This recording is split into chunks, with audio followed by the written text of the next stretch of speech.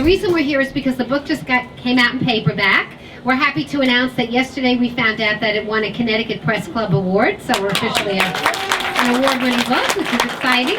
And it's also being translated into Chinese, Japanese, and Russian, so that's pretty cool too. Jill wanted to write a book. Lisa formulated the book.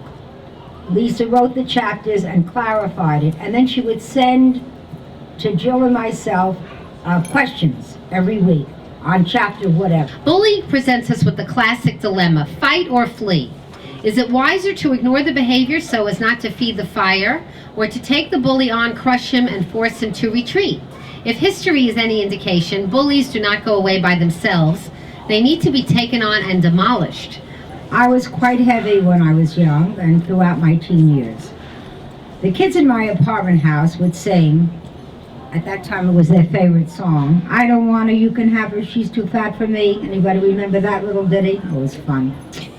Anyway, which was a current popular song at the time. The best expressions, right? The best expressions. What? That's another. It's only in the tone. Oh, I am sure that I taught my children to stand up for other people, because I never did stand up for myself when I was young. Jill's view on criticism in the same chapter. And this is a little bit about housewives, which I actually forgot I wrote, and now that I read it, it's kind of weird. The Housewives show has been a tremendous... I'm going to stand up so you can all see. Okay. The Housewives show has been a tremendous opportunity for me in so many obvious ways. She hates when I do it. I hate it. She hates it, all right, so I won't even tell you. Well, the book is divided into... I can't help it. I can't help it because I want to explain what the book is. How It's do okay. how'd you find? We never asked that. How you find out about these book signings? Social Radio. media? Who said Radio? that? I love that. Somebody said radio. Good, good. Why do you need this book? Why do you want this book? A lot of people who watch the show, and I know a lot of you do, admire our family because they love my mother. And so we wrote the book because it's my mother's voice to you. I think I know everything, but my mother really does know everything, even though I don't let her to admit it. Like her to admit it. My favorite Jewish holiday is Rosh Hashanah because I consider the fall the new year.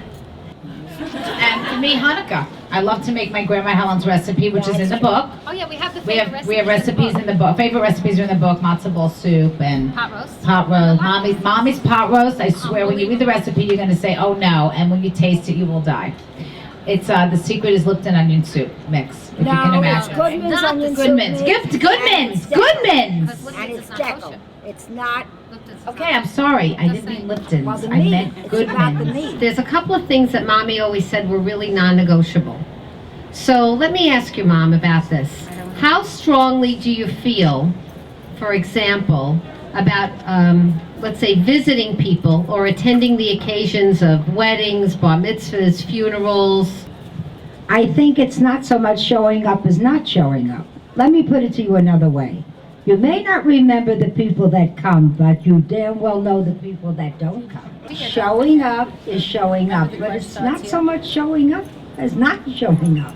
And that you can take to the bank. What would Gloria do?